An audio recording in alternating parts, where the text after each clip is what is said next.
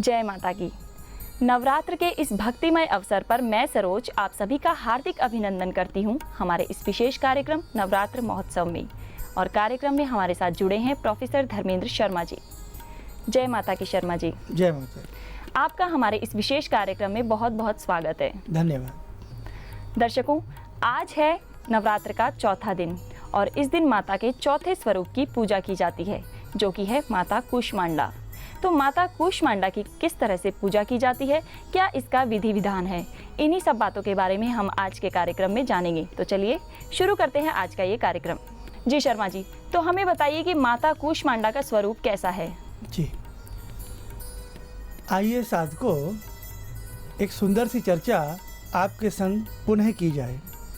भगवती के यूँ तो अनेकों अवतार हैं, यूँ तो भगवती के अनेकों रूप हैं, लेकिन एक एक रूप की व्याख्या करने में हम लोग समर्थ नहीं हैं। भगवती की वाणी और भगवती की अपने वृत्तांत, जहाँ बात आती है भगवती के वृत्तांत की, तो हमारे हिसाब से लेखनी छोटी पड़ सकती है, समुद्र की स्याही कम पड़ सकती है, आकाश रूपी कागज़ कम पड़ सकता है।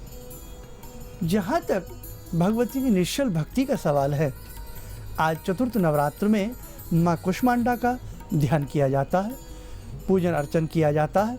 माँ कूष्मांडा को आप पंचोपचार विधि से पूजन करें या 16 प्रकार से आप पूजन करें, 16 प्रकार से पूजन किया जाता है, या 18 प्रकार से जो भगवती का पूजन किया जाता है वो अपने आप में सर्वश्रेष्ठ माना जाता है।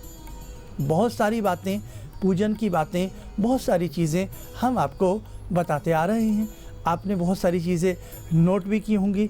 आइए बहुत संक्षिप्त सा मैं माँ कूष्मांडा के बारे में आपको बताता हूँ, और उसके बाद फिर हम और भी कुछ चीज़ें ऐसी होंगी जो आज इस कार्यक्रम के दौरान आपको अच्छा लगेगा।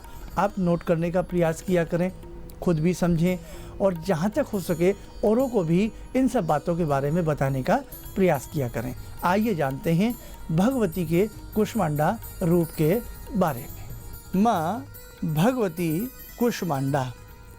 नवरात्र के चौथे दिन माँ कूष्मांडा की उपासना का विधान है। अपनी मंद हंसी द्वारा ब्रह्मांड को उत्पन्न करने के कारण इन्हें कूष्मांडा देवी के नाम से पुकारा जाता है।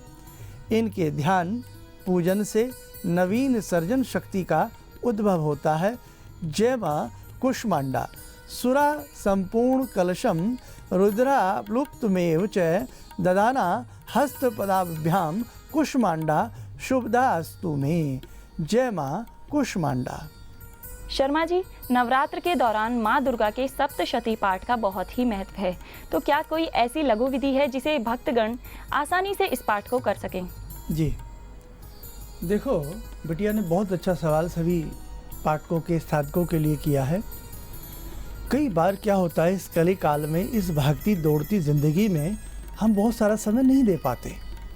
व्यवस्था होती है, जॉब पे जाना होता है, बहुत सारे कार्य ऐसे फंसे होते हैं, और बहुत व्यक्ति तो यहाँ तक बड़े भागते दौड़ते हाँफते सांस फूलते हुए किसी तरह जोत जलाते हैं।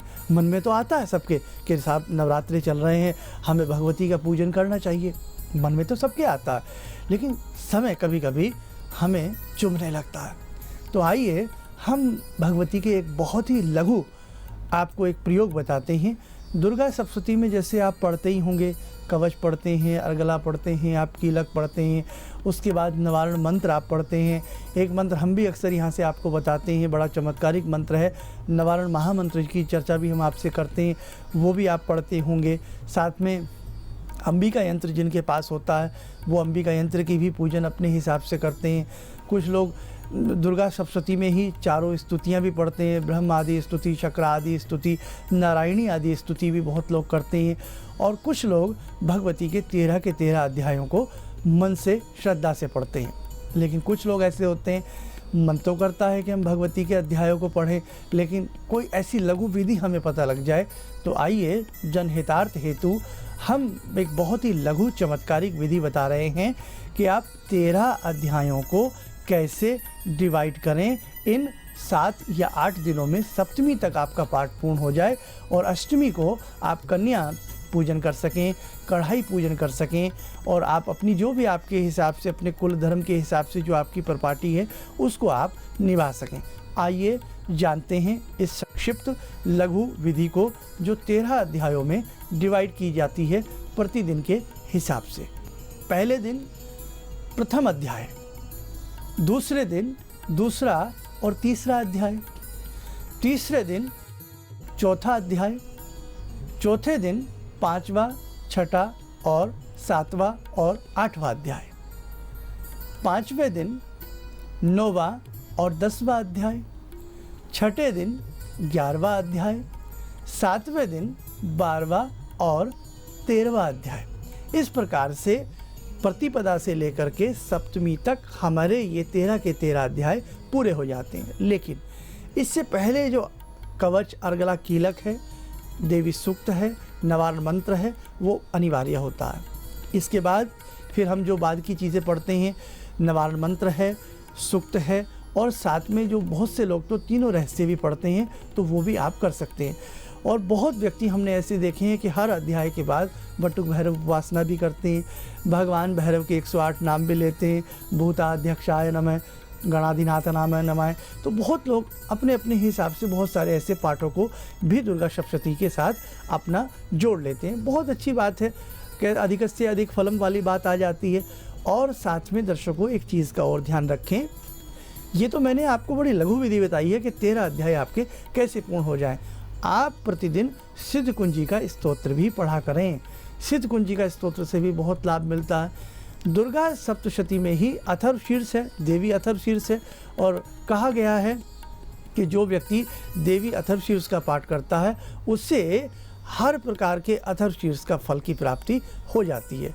तो आप इस विधि से करिएगा, आपको बहुत अच्छा लाभ मिलेगा। जी, अब मैं आपसे उस विशेष मंत्र के बारे में एक बार फिर से जानना चाहूँगी जिससे भक्तगण माता की कृपा पा सकते हैं। जी, आइए मैं पुनः बताता हूँ। मैं प्रतिदिन बताने का आपको प्रयास करूँगा इस मंत्र के बारे में, क्योंकि ये भगवती का बहुत ही अनन्य, बहुत ही चमत्कारपूर्ण मंत्र है। तो हमारे जितने भी साधकगण इस समय इस कार्यक्रम को देख रहे हैं, आप इस मंत्र को नोट करना ना भूलें। आइए हम इस विशेष मंत्र के बारे में आपको बताते हैं, आप सुने। इस मंत्र की विशेषताएं बहुत हैं। बहुत सारे कार्यों में ये मंत्र हमें लाभान्वित हुआ है, लाभ देता है। आपके शत्रु से, बाधाओं से, ग्रह चाल से, कुटिर चाल से, काल श्रप दोष आदि में, पितृदोष आदि में, आपकी ही कुंडली में विराजमान विभिन्न प्रकार के जो ऐसे योग बन जाते हैं जो नुकसानदेह होते हैं, उनसे भी हमें बचाता है। पग पग पर हमारी सुरक्षा ये मंत्र करता है और भगवती की हमें कृपा प्राप्त कराता है। सुने इस मंत्र को पुनः। ओम ऐं ह्रीं क्लीं महादुर्गे नवाक्षरी नवदुर्गे नवात्मिके नवचंडी महामाये महामोहे महायोग निद्रे जये मधुकैटव विद्राविणी महिषासुर मर्दनी धूम्रलोचन सहंत्री चंडमुंड विनाशिनी रक्त बीजांतके निशुंभ धवंसिनी शुंभ दर्पग्नि देवी अष्टादश बाहुके कपाल खटवांग शूल खड़ग खेटक धारणी छिन्नमस्तक धारणी रुद्रमास भोजनी समस्त भूत प्रेतादि योग धवंसिनी ब्रह्मा इंद्रादि स्तुते देवी माम रक्ष रक्ष मम शत्रुन नाश्य नाश्य हिरिंग फट हुरुंग फट ओम ऐं ह्रीं क्लीं चामुंडाय विच्चे। जी बिल्कुल, उम्मीद करते हैं कि यह मंत्र हमारे सभी भक्तगणों पर माता की कृपा बनाए रखेगा। तो अब मैं आपसे जानना चाहूँगी कि हमने सुना है कि महीनों के हिसाब से भी माता का भोग लगाया जाता है, ये किस तरह से लगाया जाता है? जी, आइए हम बताते हैं।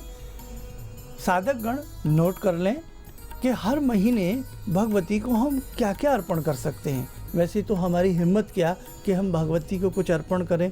फलों में वो रस भरती हैं, फूलों में वो रंग डालती हैं, पूरी कायनात, पूरी प्रकृति के साथ वो बंधी हुई हैं। हम क्या दे सकते हैं भगवती को? श्रद्धा सुमन सबसे बड़ी चीज़ है, लेकिन पापी मन है, मानता नहीं। कुछ न कुछ जी करता है कि ऐसे कलेवर भी किए जाएं। तो हम महीनों के हिसाब से साधकगण हम भगवती को क्या अर्पण करें जिससे भगवती प्रसन्न हो। तो आइए हम ये तालिका आपको पढ़ के सुनाते हैं, आप इसको नोट करने का प्रयास करें। चैत्र मास में गोघृत के बने 5 व्यंजन। बैसाख मास में गुड़ से बना कोई भी पकवान, ज्येष्ठ मास में मधु से बना कोई भी मिष्ठान या पकवान या खाली मधु, आषाढ़ मास में मक्खन या महुआ का रस, श्रावण मास में दही, भाद्रपद मास में शक्कर, आश्विन मास में खीर, कार्तिक मास में दूध, मार्गशीर्ष में फैनी, पौष मास में लस्सी, माघ मास में गोघृत, फाल्गुन मास में नारिकेल चढ़ाने से भगवती त्वरित प्रसन्न होती हैं। जी बिल्कुल, हमने ये जाना कि माता को महीनों के हिसाब से क्या क्या भोग लगाया जा सकता है और किस तरह से देवी दुर्गा को प्रसन्न किया जा सकता है। इससे पहले हमने ये जाना था कि तिथि के हिसाब से माँ को किस तरह से भोग लगाया जा सकता है, लेकिन सुना है कि माता को वार के हिसाब से भी भोग लगाया जाता है। जैसे कि सोमवार को अलग तरह का भोग लगता है, मंगलवार को अलग तरह का भोग लगता है। इस तरह से अलग अलग वार को अलग अलग भोग लगाया जाता है। तो इसके बारे में हमें कुछ बताइए। जी, आइए आपको बताते हैं। हमारे साधकगण भी सुनने का प्रयास करें। अगर हम सोचे भाई महीना तो बहुत बड़ा होता है, इतने दिन कौन भोग लगाएगा, या हम तो चाहते हैं बस जल्द से जल्द अपनी मैया को प्रसन्न कर लें, जल्द से जल्द हम लाटा वाली को प्रसन्न कर लें, जल्द से जल्द हम ज्वाला माई को, कात्यायनी माता को हम प्रसन्न कर लें। मन में लालच तो आता है भाई, हम जल्द से जल्द प्रसन्न करें भगवती को। तो हम क्यों महीने का इंतज़ार करें, हम क्यों मास का इंतज़ार करें, क्यों हम तिथियों का इंतज़ार करें। आइए हम और इस चीज़ को लघु कर देते हैं, शॉर्ट कर देते हैं कि हर दिन के हिसाब से भी हम भगवती को क्या अर्पण कर सकते हैं जिससे हमारी मैया हमसे प्रसन्न हो।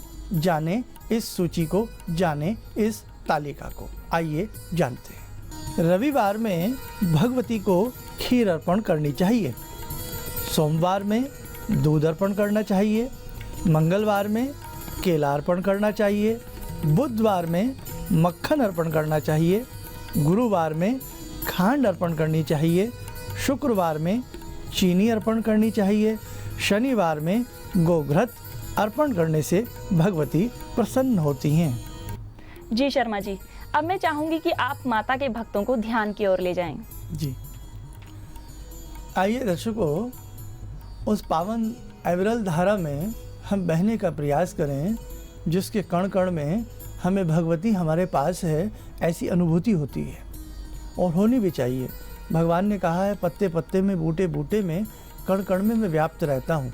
और भगवती भगवान अलग नहीं है, एक ही बात होती है।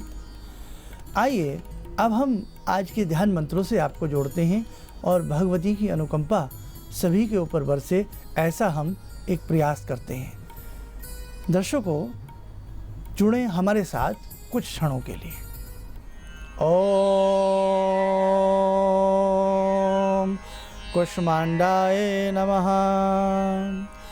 ओम भगवती देव्यै नमः, ओम कात्यायनै नमः, ओम महागौर्यै नमः, ओम कुष्मांडाय नमः।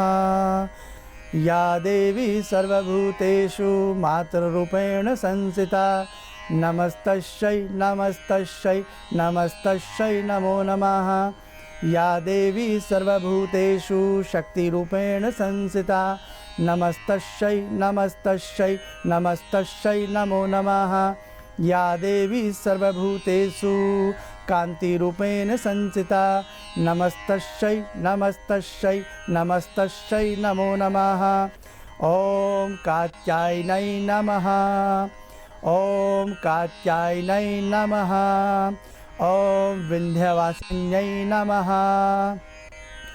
निशुंभ शुंभ गर्जनी प्रचंड मुंड खंडनी, बने रणे प्रकाशिनी, भजामि विंध्यवासिनी।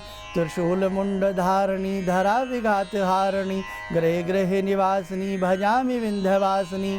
दारिद्र दुख हारिणी, सुतां विभूति कारिणी, वियोग शोक हारिणी, भजामि विंध्यवासिनी।